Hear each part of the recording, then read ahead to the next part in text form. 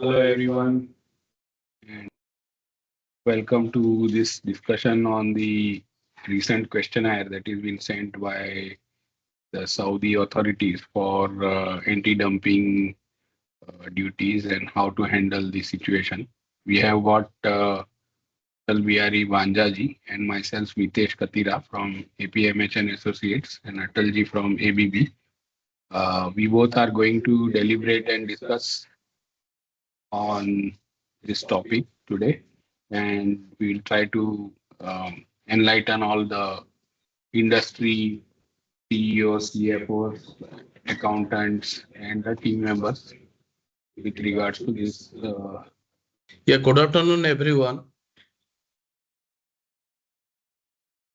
Yeah, today's जो topic है, um, how to go ahead for this GCC sunset review AD investigation started. Now it is a crucial thing as the majority of the Morbi-based industries of the ceramic tiles industries are facing difficulties. मैं अभी हिंदी में बात करना चाहता हूँ क्योंकि majority जो industries वाले गुजराती और हिंदी पसंद करेंगे। फिर भी आपको अगर कहीं पे समझ में नहीं आएगा, यू वांट इंग्लिश, तो मुझे बताइएगा, देन हैंड रेज कीजिएगा, देन मैं इंग्लिश में भी बात करूंगा, कोई इशू नहीं है उसमें। बेसिकली कल मेरा जो प्रेजेंटेशन था इन पर्सन था मोरबी इंडस्ट्री एसोसिएशन में, वो अच्छा था प्रेजेंटेशन। उसके लिए special thanks to the present president Haresh Bapaliya ji and past president Nilesh ji also. तो उन्होंने बहुत ही अच्छी तरह से ऑर्गेनाइज किया था। एंड बहुत सारे इंडियन एक्सपोर्टर्स भी अटेंड किए थे, उनको भी थैंक्स बता रहे हैं। तो जैसे एवरीवन ऑफ अस नो कि ये जो इन्वेस्टिगेशन है it is a sunset review investigation है। तो ओरिजिनल इन्वेस्टिगेशन का जो रिजल्ट था 2019 में पब्लिश हुआ था। उसके बाद 5 इयर्स के बाद अभी ये सनसेट रिव्यू इन्वेस्टिगेशन स्टार्ट हुआ है, और उसके लिए जो पीरियड ऑफ इन्वेस्टिगेशन भी चेंज हुआ है, which is from dumping margin calculation के लिए 1 जनवरी 2024 से 31 दिसंबर 2024 है। And accordingly the injury period also newly defined, that is 1 जनवरी 2019 से 31 दिसंबर 2024 है। तो इस केस में जो डाटा वॉल्यूम ऑफ जो सबमिशन जो करना पड़ेगा वो काफी करना पड़ेगा। So burden and time is very short, because वो लोग ने 40 डेज का टाइम दे रखे हैं।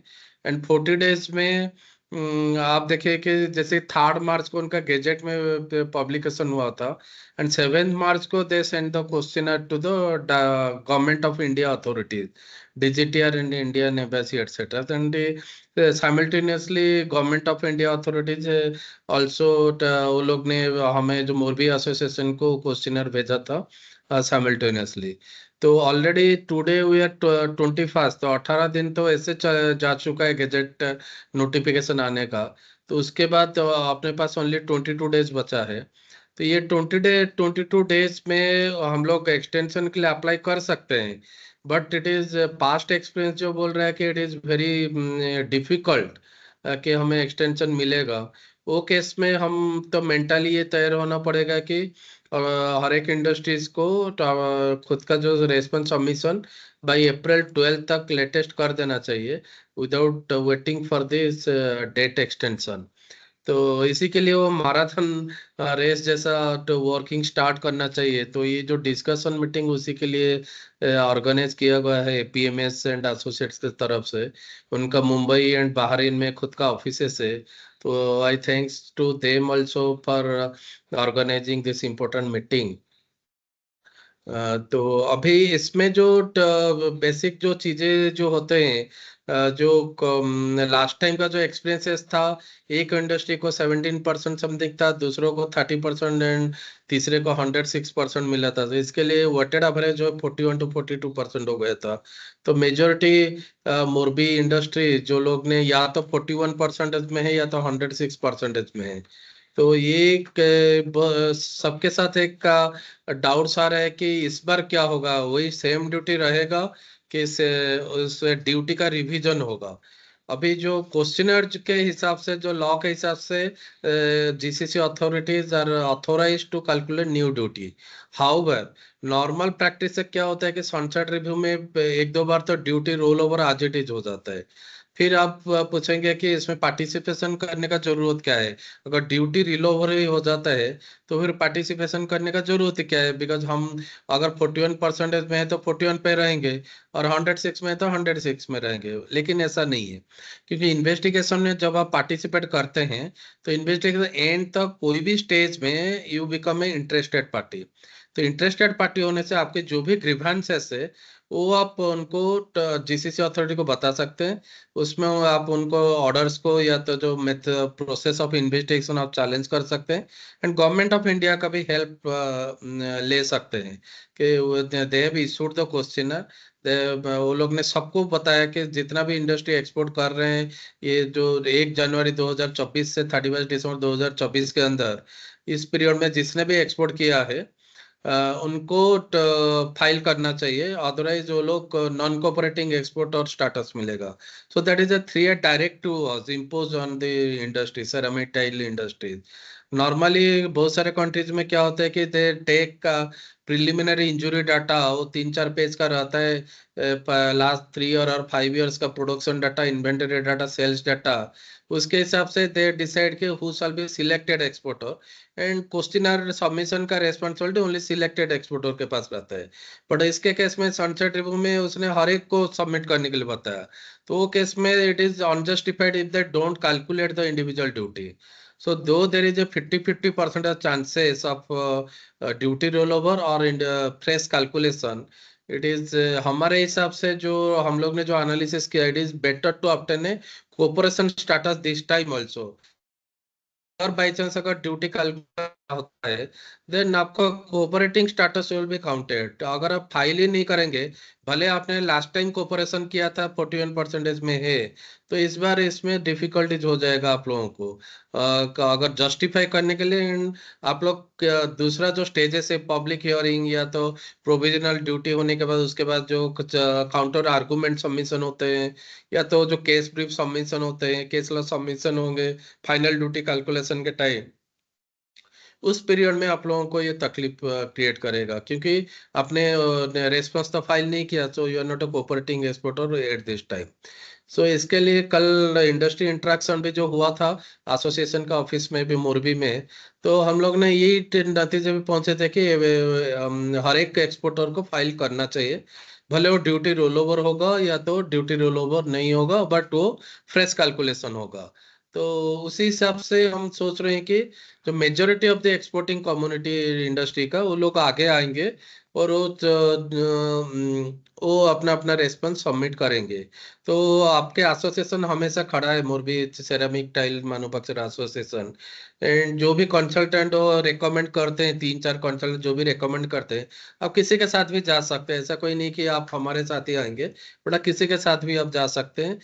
बट आप रेस्पॉन्स फाइल कीजिए, कि रेस्पॉन्स फाइल करेंगे तो कोऑपरेटिंग एक्सपोर्ट का स्टेटस होगा।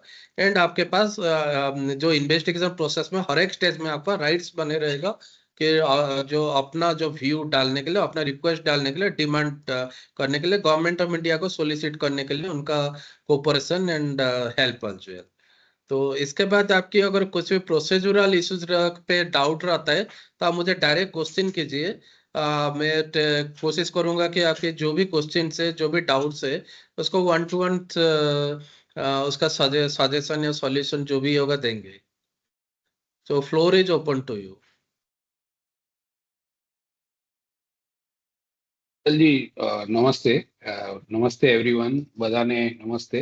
આપણે મેઇનલી આજે ફાઇલિંગ કરવાનું છે with regards to the survey which has come up for anti injuries from Saudi.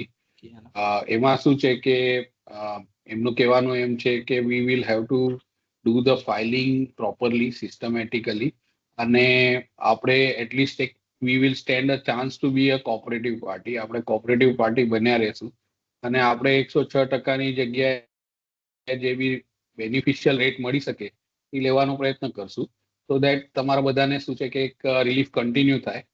અને ધ થોટ પ્રોસેસ ઇઝ કે ભાઈ પર્સનલાઇઝ ગાઈડન્સ, સર્વિસ, થિંકિંગ કરી અને બધાનું જે ડેટા છે એ પ્રોપરલી કલેક્ટ કરવું પડશે.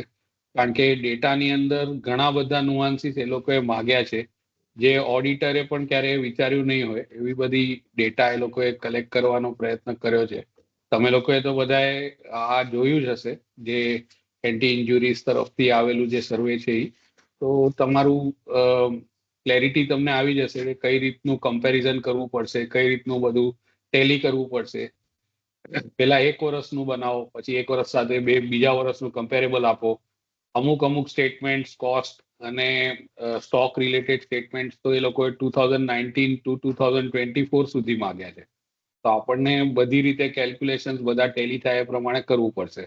અને પછી શું છે કે સમટાઈમ્સ એ લોકોની જે સેમ્પલ સિલેક્શનની પ્રક્રિયા છે એ પ્રક્રિયાની અંદર પણ આપણે ફોર્મને સિલેક્ટ કરવામાં આવે તો પછી દેન અમારે એની માટે જઈને રિપ્રેઝન્ટેશન બી કરવું પડશે, અને ફિઝિકલ તમારે ત્યાં ઇન્સ્પેક્શન કે સર્ચ કે એ ટાઈપનું કંઈ પણ એક્ટિવિટી થાય તો એમાં પણ આપણે પાર્ટિસિપેટ કરીને બધા ને જસ્ટિફિકેશન તમારે ત્યાં જે પણ આવનાર ઇન્સ્પેક્ટર્સ હોય કે જે પણ ઓડિટર્સ હોય એ ઓથોરિટી તરફથી એને બધાને આપણે શું કહેવાય એક તરફથી સેટિસ્ફાય કરવું પડશે કે ભાઈ અમે આપેલું બધું ડિટેલ બરોબર છે.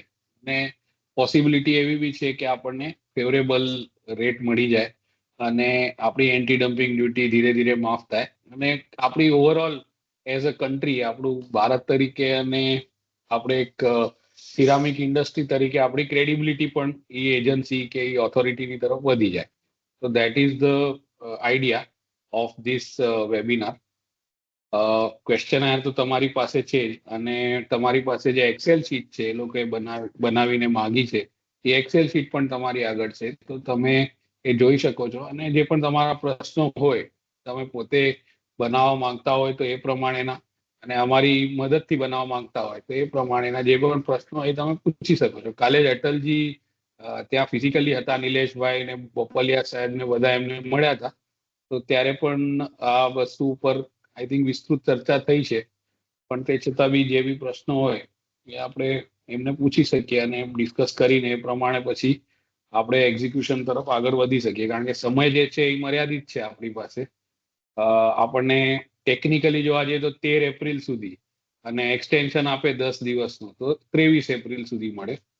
પણ રિસીટ ઓફ ક્વેશ્ચનાયર આપણને 8 તારીખે થઈ છે, તો કદાચ આપણને 5 દિવસ એક્સટેન્ડેડ ટાઈમ મળી શકે છે. પણ ટાઈમ ઓવરઓલ બહુ શોર્ટ છે અને આપણને ઘણી બધી પ્રક્રિયા અને પ્રિપરેશન કરવાનું છે. તો એ તમે અમને પાર્ટ ઓફ યોર ટીમ ગણી શકો અને એ પ્રમાણે આગળ વધી શકો. અને આપણે આ બધું પ્રોપરલી કરીએ અને as a country and as a શું કહેવાય association we prove our self as good citizens, good manufacturers, and credible people in the organization. So that is the intention of this webinar. Atal ji, जब तक लोग अपने प्रश्न पूछे, अच्छा તમારી પાસે if you have any questions you can ask on the Q&A or chat. તમને કોઈ પણ સવાલ પૂછવા હોય તો ચેટમાં કે Q&A માં પૂછી શકો છો. इन द मीनवाइल મારી પાસે જે સવાલ व्हाट्सएप द्वारा આવ્યા છે હું પૂછું છું. मैं आपको जो व्हाट्सएप से आया है वो सवाल मैं आपको पूछता हूँ. अटल जी ठीक है. ઘણા બધા રિપ્રેઝન્ટેશન્સમાં પાસમાં રહી ચૂક્યા છે. આ ટાઈપના જે નેશનલ ટ્રેડ ટાઈપના રિપ્રેઝન્ટેશન્સ છે, હાઈ લેવલ રિપ્રેઝન્ટેશન્સ છે, એન્ટી ઇન્જુરી રિપ્રેઝન્ટેશન્સ છે, પછી મોટી ટોપ 1000 કંપનીઝથી રિલેટેડ હોય કે પછી કન્ટ્રીઝ લાઈક મેક્સિકો, અમેરિકા એ રિલેટેડ હોય. He has been he is also a legal advisor to the government of India with regards to the Ministry of Commerce. And he has been doing this activity since almost 20, 25, 30 years. So આપણે પ્રશ્ન પૂછી લઈએ તો શું છે કે આપણું બી સ્પષ્ટતા વધી જાય અને સારી રીતે આપણે રિપ્રેઝેન્ટ કરી શકીએ. So someone has asked this question, what about someone who is planning to export in Saudi Arabia for the first time? Atal ji, यदि वो पहली बार एक्सपोर्ट करना चाहता है तो क्या करना पड़ेगा उनको? यस मैडम, ऐसा है कि जो लॉ क्या बोल रहा है कि आप अगर ओरिजिनल एंटी डंपिंग इन्वेस्टिगेशन जब भी हुआ था, दैट वाज द ईयर 2018-19, उसमें एक डंपिंग पीरियड उसमें स्पेसिफाई था. उस पीरियड में आप अगर एक्सपोर्ट किया नहीं है then you are eligible for new shipper review. But कल यही question past ex president Nilesh ji ने भी किया था, उनका भी पर्सनल एक्सपीरियंस जो था। somehow दे कुछ कंपनीज जो न्यूज़ पेपर रिव्यू के लिए डिले फाइल किया रेस्पॉन्स, तो उस केस में वो अथॉरिटीज ने काफी ट्राई किया था, गवर्नमेंट ऑफ इंडिया का भी सपोर्ट मांग रहे थे, तो सऊदी अथॉरिटीज ने वो एक्सेप्ट नहीं किया था। तो क्योंकि तो उसका रीजन मुझे लग रहा है कि नॉर्मली न्यूज़ पेपर रिव्यू एक बार प्रोविजनल ड्यूटी आ जाता है तो उसके बाद अप्लाई कर देना चाहिए था उनको।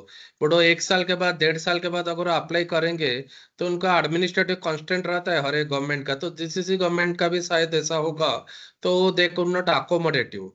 But now what is happening again, they have opened this window for sunset review। तो आप अगर ओरिजिनल इन्वेस्टिगेशन पीरियड 2018-19 में एक्सपोर्ट किया नहीं है, कोई भी एक्सपोर्टर हो, उसके बाद आपने किया है, but original period of investigation आपने किया नहीं 18-19 में, तो आप still eligible for filing A news shipper review. But वो आप क्या कीजिए, मेरा एडवाइजरी ये रहेगा कि आप एक लेटर लिख दीजिए जीसीसी अथॉरिटीज को कि हमें ओरिजिनल पीरियड में ये इन्वेस्टिगेशन में पार्ट ड्यूरिंग दिस इन्वेस्टिगेशन हमारा कोई एक्सपर्ट नहीं था, तो we are eligible for new shipper review, तो हम ये सनसेट रिव्यू में पार्टिसिपेट करेंगे। अलोंग विद दैट अगर हमें फेवरेबल रेट नहीं आता तो न्यूज़ पेपर रिव्यू में जाएंगे, या ओनली न्यूज़ पेपर रिव्यू में जाएंगे, या ओनली सनसेट। तो तीनों क्वेश्चन आप ड्राफ्ट करके भेज दीजिए, चाहे तो हम आपको हेल्प भी कर सकते हैं। उनका रिप्लाई आने तक आप इंतजार मत कीजिए, आप आपका वर्किंग करके सनसेट रिव्यू में पार्टिसिपेट कीजिए, क्योंकि हो सकता है कि सनसेट रिव्यू में आपको अगर न्यू ड्यूटी अगर कैलकुलेशन होता है तो आप कोऑपरेटिंग एक्सपोर्टर का स्टेटस तो आपको मिल ही जाएगा, तो उस केस में आपको न्यूज़ पेपर रिव्यू में जाने का कोई जरूरत नहीं होगा, फ्रेश जाने का जरूरत नहीं होगा। और इनकेस आपका अगर एक्सपोर्ट वॉल्यूम ज्यादा है और सिलेक्ट होता है, then you get a direct ये कोड, देन उस केस में भी आपको न्यूज़ पेपर में जाने का जरूरत नहीं रहेगा। अदरवाइज ऑल्सो थर्ड ऑप्शन में आपका still you are eligible for new shipper review.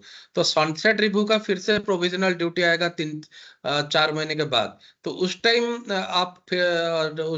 आप न्यूज़ पेपर रिव्यू में भी जा सकते हैं। तो आपके तीनों ऑप्शन अवेलेबल है, बट मेरा सजेशन है कि आप प्रिपरेशन चालू कर दीजिए सनसेट का फाइलिंग के लिए, एंड साइमल्टेनियसली लेटर भी भेज दीजिए जीसीसी अथॉरिटीज को कि you want whether they will permit you for news shipper review और not. So that way you will be exercising all the options available to you instead of trying one or two option and बाद में आप repeat करेंगे कि ऐसा क्यों नहीं किया था। सारे ऑप्शन आप इसी स्टेज पे एक्सरसाइज करेंगे, that will be the best solution for you। Correct correct તો એમનું કેવું એવું છે કે જે લોકોએ ગયા રિવ્યુમાં ફાઇલ ના કર્યા હોય 2019 થી કરીને 24 ની વચ્ચે અને એની વચ્ચે ન્યૂઝ પેપર તરીકે પણ ફાઇલિંગ ન કરી હોય તો તમે હમણાં ઓથોરિટીને લખી શકો, અમે જોઈએ તો તમને ડ્રાફ્ટ કરી દેશું ઈમેલ, અને એ લોકોને કહ્યું કે અમને ન્યૂઝ પેપરમાં પાર્ટિસિપેટ કરવું છે, તો kindly help us to enter into this review and allow us to file the review according to your questionnaire. So maybe they will reply and they will consider your request and you will then be able to file the review. Right, Atalji? हाँ, आपको जो देखना है कि जो original investigation का investigation period जो था 2018 वाला, उसमें आपका एक्सपोर्ट नहीं होना चाहिए। Current ex review period is calendar year 2024, उसमें नहीं बोल रहे हैं original investigation. Since you are exporting first time, I feel that you have not yet exported any time before, so you are eligible still for new shipper review in the Correct. Case of madam. तो सागर जी पूछ रहे हैं कि GCC includes UAE, Oman, Qatar, Kuwait, Bahrain, KSA, 6 countries. Currently, Yes। anti-dumping duty is in Qatar, Bahrain, and KSA, 3 countries. So if you export to other GCC countries other than these three, you are still eligible to file a review or you can't still file a review? नहीं, it is GCC means is the Gulf Cooperation Council. It includes all the 6 countries, sir। इसके case में आप इसको disintegrate मत कीजिए, क्योंकि वो 6 में से किसी के साथ ट्रेड रिलेशन है, एफटीए है, तो उस वजह से वो ड्यूटी नॉर्मल कस्टम ड्यूटी को एग्जेम्प्ट किया होगा या तो प्रिफरेंशियल ड्यूटी को देर होगा access, but it doesn't mean that कि आप पार्टिसिपेट नहीं करेंगे, आपको पार्टिसिपेट करना चाहिए, क्योंकि इट इज द जीसीसी का जो सेक्रेटेरिएट है उसने ये केस को हैंडल कर रहा है। It is not country specific. Saudi Arabia का गवर्नमेंट का मिनिस्ट्री ऑफ ट्रेड या मिनिस्ट्री ऑफ कॉमर्स तो नहीं कर रहा ना, जीसीसी का सेक्रेटेरिएट कर रहा है। उस केस में आपको पार्टिसिपेट करना ही पड़ेगा। Correct. Only filing is happening in Riyadh. રિયાદમાં ફાઇલિંગ થઈ રહી છે.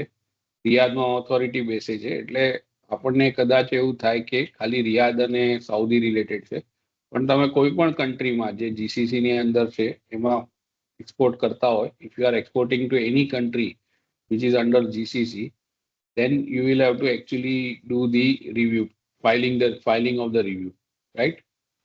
Yes. Even if the country is not as of now charging any anti-dumping duty. Like for example, if you are supplying to Qatar, Kuwait or Bahrain, UAE or Oman and KSA. So out of those, only Qatar, Bahrain and KSA are currently charging. But if you are into UAE, you are supplying to UAE or Oman, still we think that, or even for that matter Kuwait, then we think that you will have to file the questionnaire, right? Yes, because the duty determination investigation conducting जो job है GCC secretariat का है। GCC secretariat order दे देगा different countries को, custom को order को disseminate कर देगा, बट वो particular country wise custom department उसको इम्प्लीमेंट करेगा। वो इम्प्लीमेंट नहीं किया है करके आप अगर पार्टिसिपेट नहीं करेंगे, then you are most likely will be counted as a non cooperative exporter. Correct. Perfect.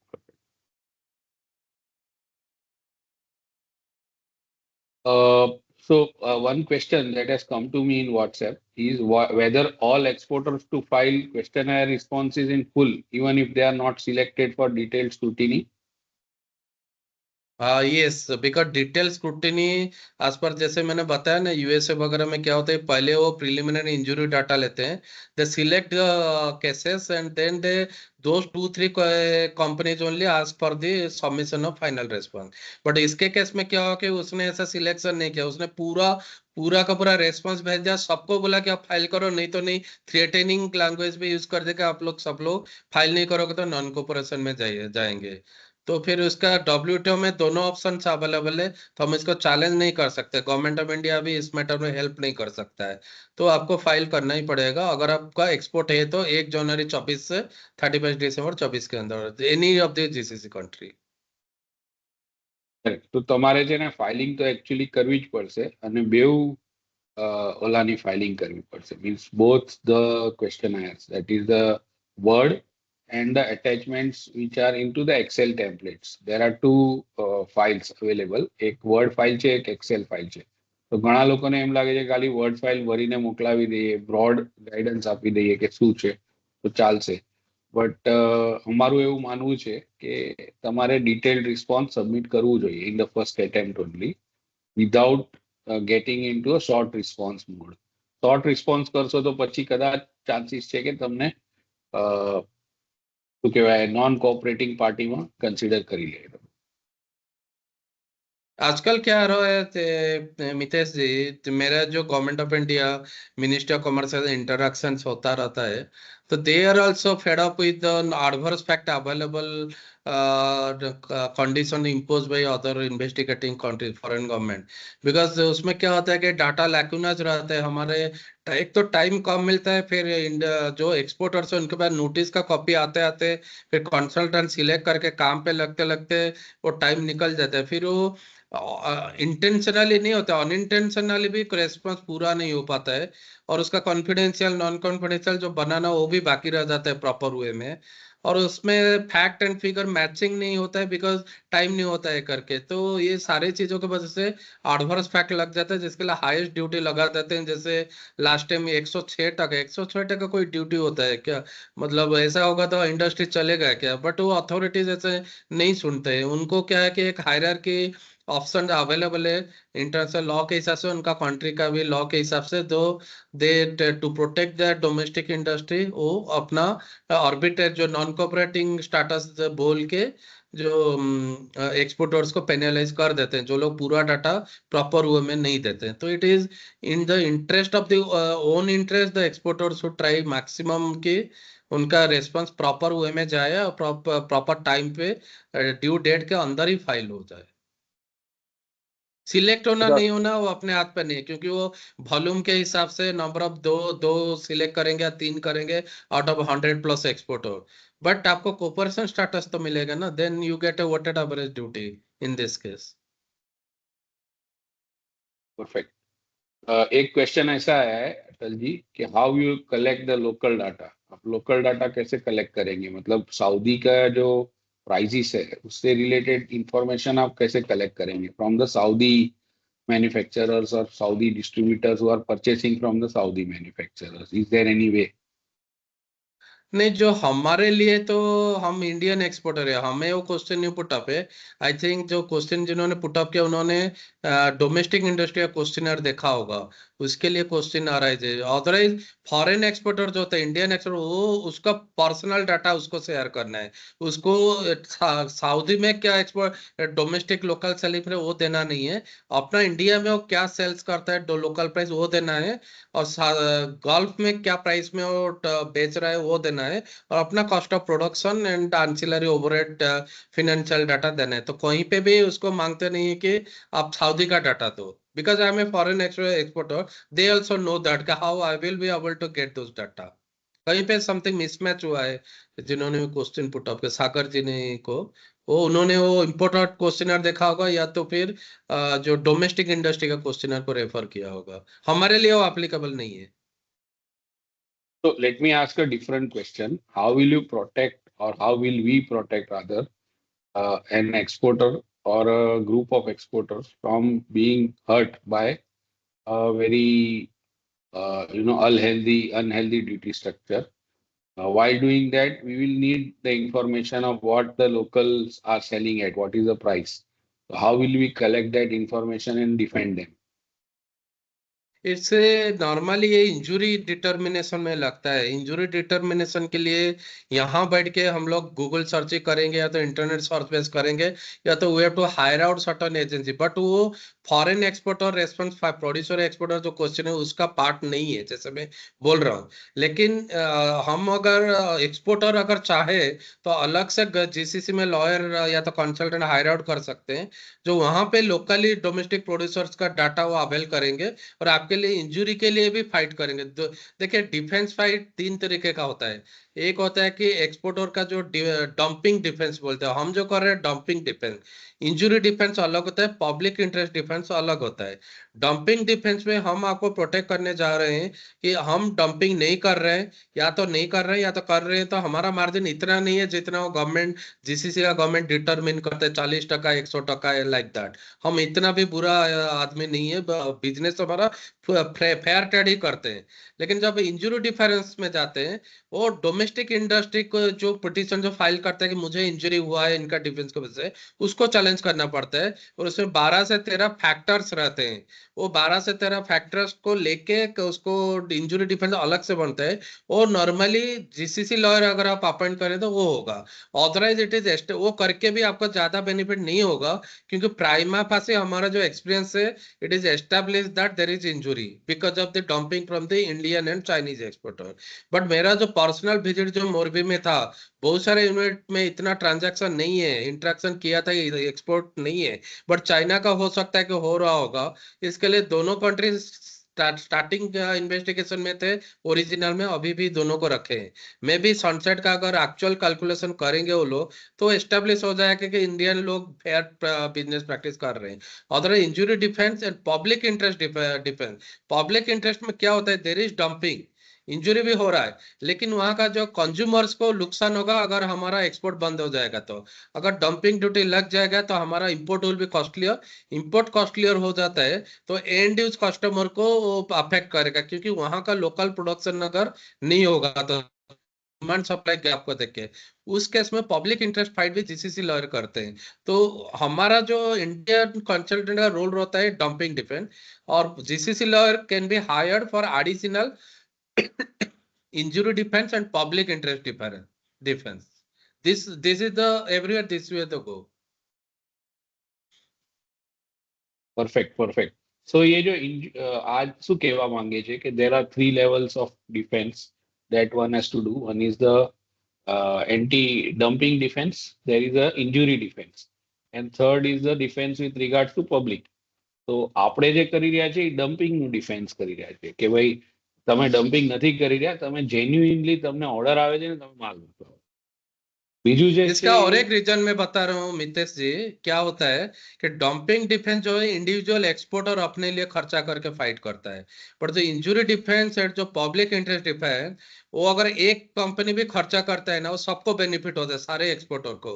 तो नॉर्मली ये जो होता है, या तो इनका Morbi ceramic association lawyer engage करेगा, या तो ये जो कैपेक्सिल जो है इनका एक्सपोर्ट प्रमोशन काउंसिल, वो लोग लॉयर एंगेज करके उसको फाइट करेंगे जीसीसी में. तो इंजुरी डिफेंस अगर पब्लिक इंटरेस्ट डिफेंस अगर सिंगल एक्सपोर्टर करता है तो it will be costly for them and benefits. भले वो दूसरा इंडियन मान लीजिएगा 100 एक्सपोर्टर से एक आदमी ने खर्चा किया, बाकी 99 जो है उनको फ्री ऑफ कॉस्ट मतलब बैठे बैठे उसका बेनिफिट मिलेगा. तो नॉर्मली ऐसा इंडस्ट्री कोई करता नहीं है. They told their apex industry association और द एक्सपोर्ट प्रमोशन काउंसिल, इसके केस में जो मोरबी सेरामिक मैन्युफैक्चर एसोसिएशन है या तो कैपेक्सिल है, वो लोग को ये डिसाइड करके इंजुरी डिफेंस या तो पब्लिक इंटरेस्ट डिफेंस में जाना चाहिए. हम लोग उनका बैकअप सपोर्ट कर सकते हैं, हमारा भी टीम अच्छे हैं जीसीसी में, हमारा भी नेटवर्किंग है, but it should be coming from the industry bodies और the export promotion council, not from individual exporters, because unnecessary खर्चा हम अपना एक एक एक्सपोर्टर के ऊपर डालना भी नहीं चाहते हैं. કહીએ તો એ કહેવા માંગે છે કે ભાઈ એન્ટી ઇન્જુરી અને પબ્લિક ઇન્ટરેસ્ટ ડિફેન્સ એ તમારે એપેક્સ બોડી તરફથી કરાવવું પડે. આપણે જે કરી રહ્યા છીએ એ ડમ્પિંગ ડિફેન્સ કરી રહ્યા છીએ કે ભાઈ તમે ડમ્પિંગ નથી કરી રહ્યા, you are doing genuine trade, અને આ ટ્રેડ જે છે એ તમને ઓર્ડર આવે છે ને તમે માલ આપો છો. Right now we are going to the next question. How many months it will take to get final verdict from the GCC regarding the anti-dumping duty? Also, can we apply for SASO certificate now or wait for GCC anti-dumping duty finalization? So how to handle these questions? You see, the अभी जो sunset review investigation, it is as good like a original investigation only. और WTO ने 12 से 18 महीना तक का time दे रखा है एक इन्वेस्टिगेशन को एंड होने के लिए. तो मोटा मोटी आप अगर बोलेंगे आप रेस्पॉन्स फाइल करने का 90 to 120 डेज के अंदर प्रोविजनल ड्यूटी आ जाएगा. उसके बाद अगर ये अगर इंडिविजुअल सिलेक्ट करते हैं कुछ एक्सपोर्टर्स को, तो उनका फिजिकल वेरिफिकेशन भी करेंगे, फैक्ट्री देखने के लिए मोरबी आएंगे, या तो जहां पे भी फैक्ट्री सिलेक्टेड एक्सपोर्टर्स का गुजरात में, महाराष्ट्र में, कर्नाटका में, वहां पे जाएंगे वो लोग. और उसके बाद उनका जो पब्लिक हियरिंग प्रोसेस रहेगा, फिर उनका केस ब्रीफ आर्गुमेंट्स रहेगा, लीगल आर्गुमेंट्स रहेंगे, उसके बाद फाइनल ड्यूटी. तो कम से कम आप होप कर कीजिए कि 12 महीने तो लग जाएगा. तब तक जो existing duty will be continued unless they change the duty structure in the provisional duty announcement. Provisional duty अगर अलग नहीं होता है तो एग्जिस्टिंग ड्यूटी ही रहेगा आपको. Also, there is a question regarding the SASO certificate, that is Saudi Standards Metrology and Quality Organization. So, whether they should go quality for नहीं that. नहीं मैडम, नहीं देखिए क्वालिटी क्या होता है, नॉन तारे बैरियर्स होते हैं, उसका कस्टम ड्यूटी के साथ कोई रिलेशन नहीं रहता, एंटी डंपिंग ड्यूटी के साथ. वो नॉन तारे बैरियर्स होते हैं. सपोज आप आपके पास क्वालिटी स्टैंडर्ड नहीं है, देन देयर में भी ये ट्रेड बैरियर की नहीं, आप एक्सपोर्ट ही नहीं कर सकते. वो तो आपको अप्लाई आज के आज करना चाहिए. मैं तो बोलूंगा अभी तक किया क्यों नहीं, अगर आपको एक्सपोर्ट करना है तो पहले से आप उसको अप्लाई कर देना चाहिए. उसका डंपिंग इन्वेस्टिगेशन से कोई रिलेशनशिप नहीं है. Okay, તો એમનું કેવું એમ છે કે you should actually apply for the SASO without waiting for anything, because if you want to export to Saudi, then quality standards and meeting the quality standards is critical. તો તમે વાટ શાની માટે જોવો છો, પહેલા તરત અપ્લાય કરી શકો છો, કરી દો. So I think more or less we are there, but we have a few questions, Atalji, with regards to what help will APMH and ABBA provide to the exporters. हम कैसे हम एक्सपोर्टर्स को help करेंगे, कैसे guide करेंगे, एक सवाल आया था. देखिए हमारा जो सेटअप जो है ना, हम लोग प्योरली कंसल्टिंग ऑर्गेनाइजेशन, हम लोग के मल्टी डिसिप्लिनरी कंसल्टिंग ऑर्गेनाइजेशन है। हमारे पास क्या स्ट्रेंथ है कि हम लोग चार्टर्ड अकाउंटेंट्स है, कॉस्ट अकाउंटेंट्स है, ट्रेड लॉयर्स है, ट्रेड इकोनॉमिस्ट है, मैनेजमेंट प्रोफेशनल्स है, एंड इंजीनियर्स भी है, कंसर्न सेक्टरल एक्सपर्ट्स भी है। तो जैसे कि हमारा जो टीम अप्रोच जो रहता है इन्वेस्टिगेशन, पहले हम लोग प्रॉपर वे में इसको स्टडी करते हैं, प्रोस एंड कॉन्स को एनालिसिस करते हैं। उसके बाद हम एक हेल्पिंग टीम, एक असाइनमेंट टीम एक क्रिएट करते हैं for each and every participant exporter. हमारे पास अगर 2 क्लाइंट है तो 2 के लिए अलग 2 टीम रहेगा, 10 क्लाइंट है तो 10 टीम बनता है। तो 10 टीम का अलग अलग टीम इंचार्ज रहते हैं। तो आपका कोई भी अगर कंसर्न्स होते हैं तो आपको पास आपका हमारा टीम खड़ा रहेगा, आपका डाउट्स क्लियर करेगा, आपको डाटा निकालने में हेल्प करेगा, डाटा वैलिडेशन में हेल्प करेगा, फॉर्मेट में डालने के लिए हेल्प करेगा, आपको जो और जो लीगल चीजें, जो भी क्रिटिकल चीजें उसको समझाने में हेल्प करेगा। प्रॉपर ट्रेनिंग के साथ प्रॉपर वे में रेस्पॉन्स फाइल होगा। एक बार रेस्पॉन्स फाइल होने के बाद हमारा रोल वहां पे खत्म नहीं हो जाता है। जितना भी एक्सपोर्टर करेंगे या नहीं करेंगे तब भी हम लोग उनके लिए, ऑल द इंडियन एक्सपोर्टर्स के लिए कोशिश करेंगे कि हमारा जो ड्यूटी रिकैलकुलेट हो जाए। रिकैलकुलेट अगर नहीं होता है तो जो भी कोऑपरेटिंग एक्सपोर्ट फाइल किया है, कम से कम उसको जो एग्जिस्टिंग कोऑपरेटिंग एक्सपोर्टर का ड्यूटी जो 40% वो मिल जाए।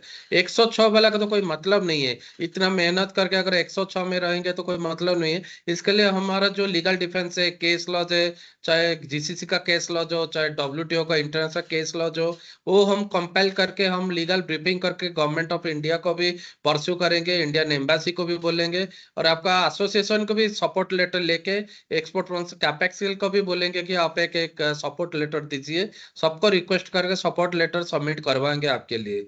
तो ये जो स्टेज में आप एंड तक आप कहीं पे भी अकेले खड़ा होने का महसूस नहीं मत कीजिए। हम आपके साथ है, आज है कल है। आप क्लाइंट नहीं बनेंगे तब भी रहेंगे। कुछ भी अगर आपको डाउट्स है तो विदाउट एनी फीस ऑब्लिगेशन आप हमें क्वेश्चन पुट अप कर सकते हैं। Perfect perfect.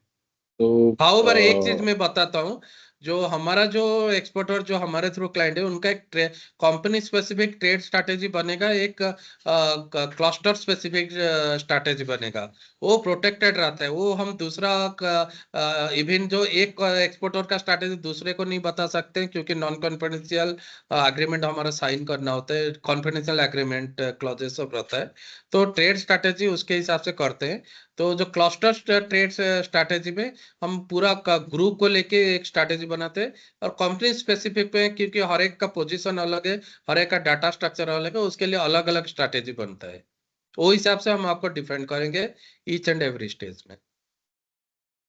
તો અમે જે છે ને એ તમારી ભેગા રહેશું ને તમારી ભાષામાં તમારા જે એકાઉન્ટન્ટ જે લેવલ પર છે એમને એ લેવલ પર સમજાવવા માટે એ ટાઈપની ટીમ આવશે અને જે ઓથોરિટીઝ છે ગવર્મેન્ટ છે અને એ ટાઈપના જે છે એ લોકો માટે આપણે ઓથોરિટીઝ સાથે ડીલ કરશું. We have an office in Bahrain અને we are very connected to Saudi because of lot of clients in Saudi. We travel to Saudi regularly. તો એવું કાંઈ લાગે તો આપણે સાઉદીમાં બી જે બી હેલ્પ જોઈતી હશે, ફિઝિકલ પ્રેઝન્ટેશન કરવું હશે તો એ પણ આપણે ત્યાં આગળ ગોઠવી દેશું. This is the idea. Then there is one more question, Atalji, with regards to whether merchant traders who file response in full get individual duty. Here, merchant traders are not producer exporters, but they purchase from producers and then do the export. તો merchant ટ્રેડરને આ filing કરવી પડશે કે નહીં કરવી પડે અને એ લોકોની માટે શું सूचना છે? इसमें क्या हो रहा है सर, कि आप अगर फाइल ही नहीं करेंगे बट आपने एक्सपोर्ट किया है, तो उनका एक्सपोर्ट कस्टम्स डाटाबेस में आपका नाम आ रहा है। वो मर्चेंट ट्रेडर है कि मैन्युफैक्चरर, उसको पता नहीं है। तो वो आपको नॉन कॉपरेशन में लगाएगा। कोई भी आप कंसाइन में भेजेंगे तो उसको नॉन को 100+ जो भी ड्यूटी है वो लगा देगा। तो आपको बेटर है कि आप फाइल कीजिए। बट इसमें क्या होता है कि वो लोग इंडिविजुअल ड्यूटी के लिए सिलेक्ट नहीं होते, वो लोग कोऑपरेटिंग स्टाटस के लिए एलिजिबल होते हैं। बट वो जिस जिस सपोर्टिंग मैन्युफैक्चरर से परचेज करके सबमिशन करते हैं, तो फिर वो जो है सपोर्टिंग मैन्युफैक्चरर अगर फाइल करता है तो सपोर्टिंग मैन्युफैक्चरर अगर सिलेक्ट होता है तो उसको एक पर्टिकुलर ड्यूटी मिलेगा। उस ड्यूटी में उस मैन्युफैक्चरर जितना भी परचेज करके एक्सपोर्ट करेगा सेम ड्यूटी लगेगा। रिमेनिंग के लिए अगर कोऑपरेशन उसने किया है तो कोऑपरेटिव ड्यूटी लगेगा। रिमेनिंग मैन्युफैक्चरर कोऑपरेशन नहीं किया तो नॉन कोऑपरेटिव में जाएगा। तो इसमें ट्रिपल ड्यूटी स्ट्रक्चर एक ट्रेडर के लिए एप्लीकेबल हो सकता है। एक होता है कि सिलेक्टेड सपोर्टिंग मैन्युफैक्चरर का ड्यूटी रेट, एक होता है कि कोऑपरेटिव मैन्युफैक्चरर का ड्यूटी रेट, और तीसरा है कि non cooperative manufacturer highest duty rate. तो तीनों ऑप्शन आ सकते हैं, बट आप तो फाइल कीजिए क्योंकि आपको कॉस्ट ऑफ प्रोडक्शन तो देना नहीं है। तो आपका कॉस्ट स्ट्रक्चर भी कम हो जाएगा नॉर्मल प्रोड्यूसर एक्सपोर्टर से। लेकिन आप हमेशा डिमांड करेंगे I am an interested party, my interest is got hurted and I am requesting to give me the cooperating exporter duty. तो वो एक आपके लिए बेनिफिट, मतलब you have got a right to argue before the authority if they don't consider your response. Correct, correct. So someone, Mr. Dhruv Ravania is asking what is your pricing plan and for preparation and registration of the data.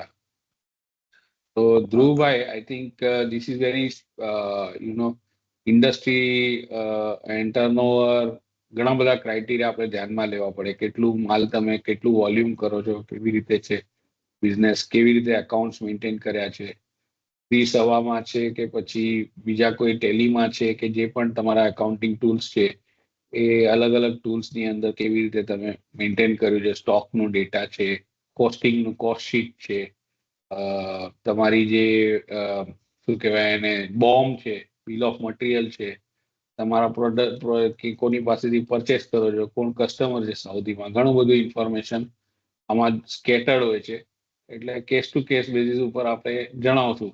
તો પણ minimum to minimum for the traders it will start from 2 lakhs and for the manufacturer it will start from 3 lakhs. Then it may go up to different levels, depends on what is the size, scale, dimension, volume of the customer. એ પ્રમાણે આપણે કરશું. But believe me, the personalization that we want to maintain in the service will be high class and the quality and the professionalism is also high class. આની માટે આજે આપણે special આપણી off-site training રાખી છે, when Atalji is doing training for so many chartered accountants and on-ground team who is going to be deployed. કારણ કે થોડા confirmation આપણને મળી ગયા છે, તો એ લોકોની માટે જે કામ સ્ટાર્ટ કરવું છે એ મંડે ટ્યુઝડે થી સ્ટાર્ટ કરશું. ટીમ ત્યાં પહોંચી જશે અને એ લોકોની આજે ટ્રેનિંગ ચાલુ છે. તો આપણે ઘણી બધી આની માટે મહેનત કરીએ છીએ. Ultimately one has to look at how better duty he can get, what cooperation he can achieve, and how you can differentiate himself as an exporter, uh, as a manufacturer. ये बहुत महत्वનું છે, लॉन्ग टर्म છે. Right Atal ji, आप कुछ बोलना चाहते हैं? नहीं, ये फीस के बारे में आप चिंता मत कीजिए सर, क्योंकि ये कल मेरा पर्सनली दोनों प्रेसिडेंट से बात हुआ था। करंट प्रेसिडेंट भोपालिया सर और पास्ट प्रेसिडेंट नीलेश जी, दोनों का कंसर्न वही था कि जो existing consultant are charging very less. तो उन्होंने एक सजेशन भी दिया था, सजेशन को हम लोगों ने अकाउंटिंग किए, अकाउंटिंग करके ही बेस्ट प्राइस क्लब हम लोग ने बनाए हुए हैं। शायद नीलेश जी भी आपको ये बता पाएंगे जो एक्स प्रेसिडेंट कि क्या स्लैब हम लोग ने सजेस्ट किया है। और उसके बाद आप भी हमें राइट लिख सकते हैं या तो व्हाट्सअप कर सकते हैं कि आपके जो बिजनेस कार्ड अगर शेयर करेंगे तो हम आपको पर्सनली कोटेशन आपको भेज देंगे आपके साथ डिस्कशन डिस्कशन करके। ઈમેલ આઈડી અને વોટ્સએપ નંબર પણ મોકલાવી દીધા છે. If you have any queries directly મારી સાથે વાત કરવી હોય, નહીં તો આપણું જે લિંક આવી છે એની અંદર બારેનનો નંબર છે, ત્યાં આગળ બી તમે વાત કરી શકો છો. જેવી રીતે બી કન્વિનિયન્ટ હોય એ રીતે કરી શકો છો. અટલજીનો નંબર બી હું તમને આપી દઈશ. You can contact Atalji also directly. Then there is a question whether government of India will support to the exporters. How? Government of India का क्या रोल रहता है मैं आपको फ्रैंकली बताता हूँ। इंडियन एम्बासी जो है उसका ड्यूटी है, आपको उसमें एक ट्रेड एडवाइजर रहता है, ट्रेड काउंसलर। तो ट्रेड काउंसलर का ड्यूटी होता है कि वो इंडियन एक्सपोर्ट को प्रमोट करेगा वहां पे।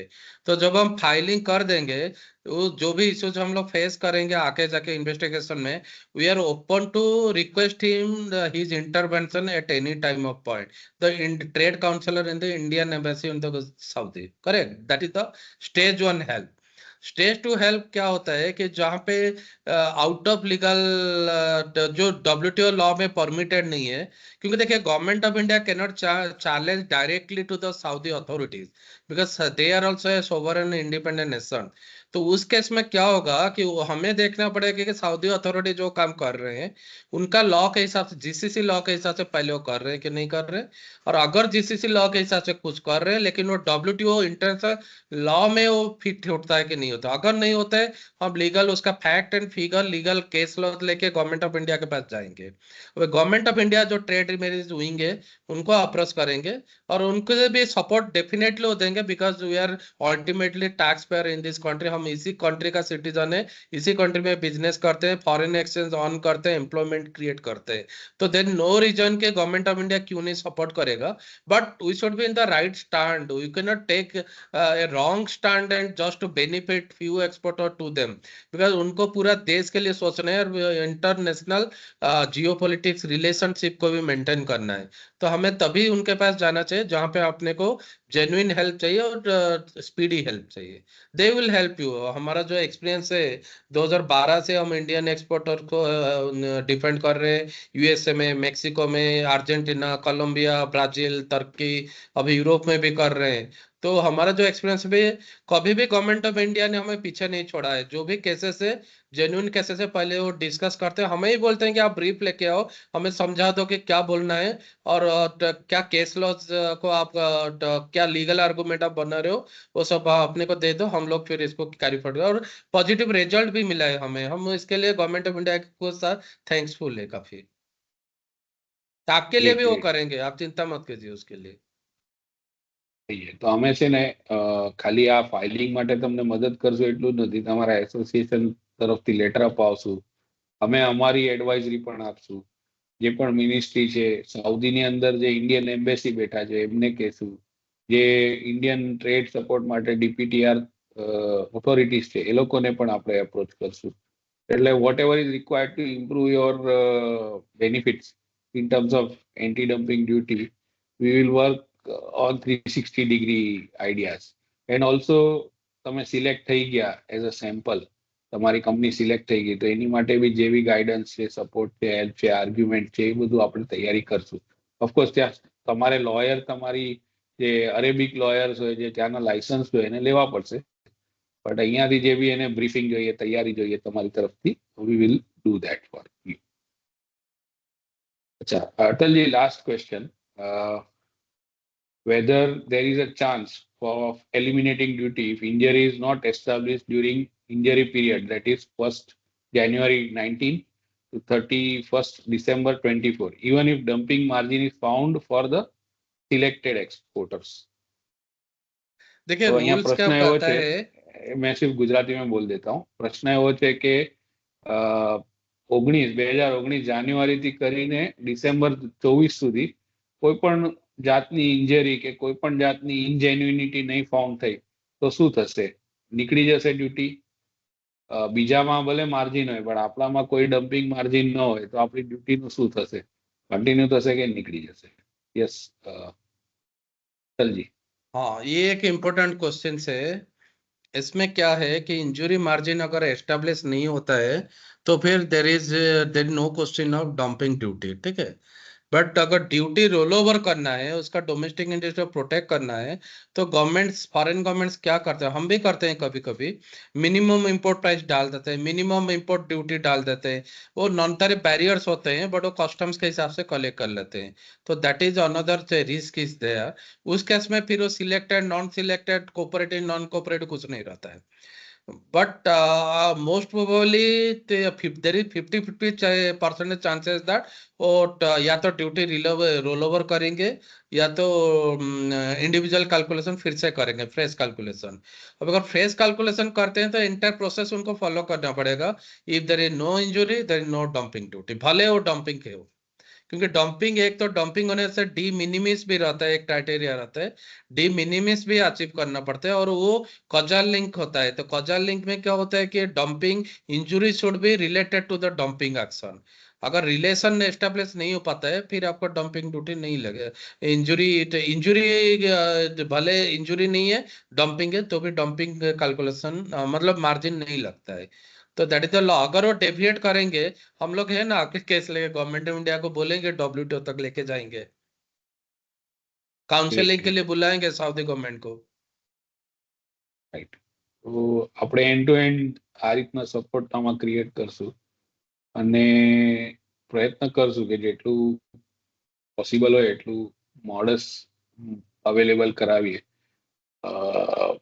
સાગરભાઈ કે છે કે I think duty will increase but price have gone down here in Morbi as compared to 2019 and local rates are same. तो सागर भाई का ऐसा बोलना है कि ड्यूटी बढ़ना चाहिए अगर ये रिव्यू होगा तो. ना ना ना ना मितेश जी सुनिए, हाँ, ड्यूटी तभी बढ़ेगा जब वो फ्रेश कैलकुलेशन करेंगे। ड्यूटी घटेगा या कमेगा, बढ़ेगा, दोनों ऑप्शन हो सकता है।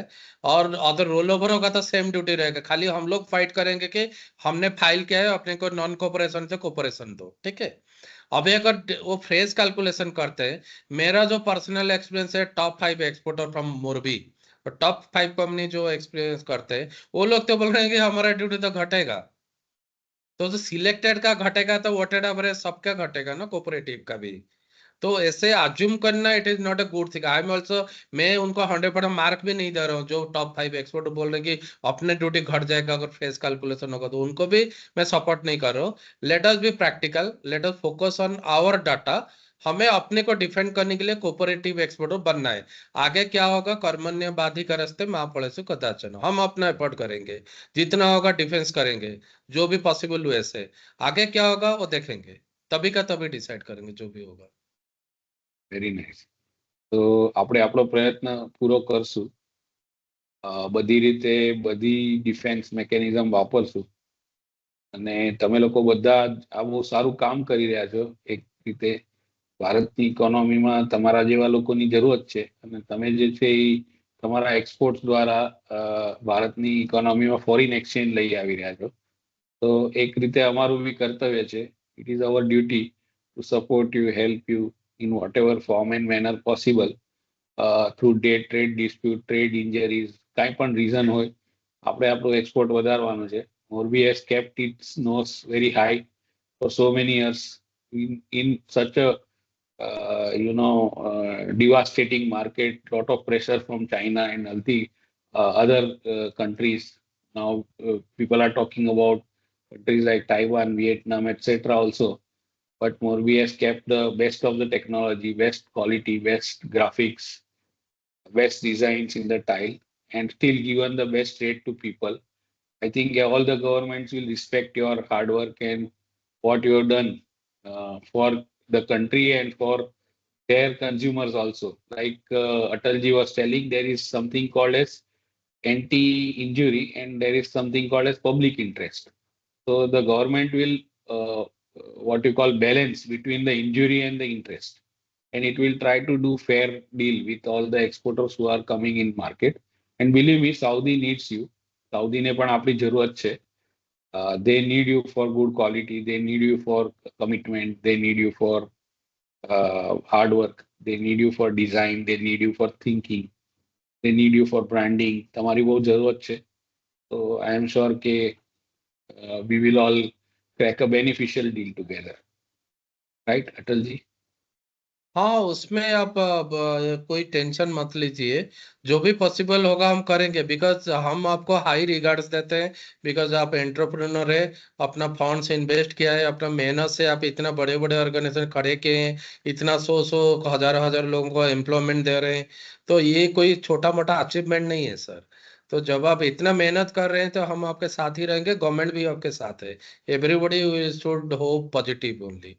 कुछ अगर अघटन हो जाता है तो देखेंगे तभी का तभी, बेस्ट वे जो पॉसिबल है वो देखेंगे। बट आप Okay. इंश्योर रहिए कि it is not a purely data submission. जब हम आपको इंटीग्रेटेड हुए में मल्टीपल एंगल से इन्वेस्टिगेशन स्टडी करके एंट्री कर रहे हैं, तो मल्टीपल वे से आपको प्रोटेक्ट करने के लिए कोशिश करेंगे, जो मैक्सिमम पॉसिबल दुनिया में कोई भी बेस्ट ऑफ द कंसल्टेंट्स कर सकते हैं, वो सारी चीज हम कर लेंगे आपके लिए। Okay. Thank you, everyone. 4 વાગી 5 વાગી ગયા છે. 5 o'clock is already there. and we will close the session. એસોસિએશનના જે પણ આપણા પદાધિકારીઓ છે એને પણ ધન્યવાદ, અને બધા જે સિનિયર લોકો આ સેશન સાંભળી રહ્યા છે, સાગરભાઈ છે અમારા મિત્ર છે, બીજા નિલેશભાઈ છે, સાઈરામ વાળા, બધા આપણા મિત્ર છે, તો એ લોકોને ધન્યવાદ. આ સરસ મજાની કોન્ફરન્સ તમે ઓર્ગેનાઇઝ કરી અને બધા એક્સપોર્ટર્સ માટે એક વ્યવસ્થિત ગાઈડન્સ લઈ આવી શક્યા અને સરસ મજાનું ડિસ્કશન જનરેટ કરી શક્યા. અને ઓફકોર્સ અટલજી તો છે, he is an expert, he does lot of guidance and he has lot of passion for the country and the traders and the entrepreneurs who are doing business. And he from his heart, and we all emotionally feel that we will be able to, be part of your problem and work together to solve it. Thank you everyone, and we will close this meeting. You have my WhatsApp number, you have my email ID. I will also circulate Atalji's WhatsApp number and email ID once we close the meeting. And આપણે કાંઈ પણ પ્રશ્નો હોય તો આપણે વાતો કરીએ, exchange કરીએ અને જોઈએ શું કરી શકાય. થેન્ક યુ, ધન્યવાદ. धन्यवाद सबको.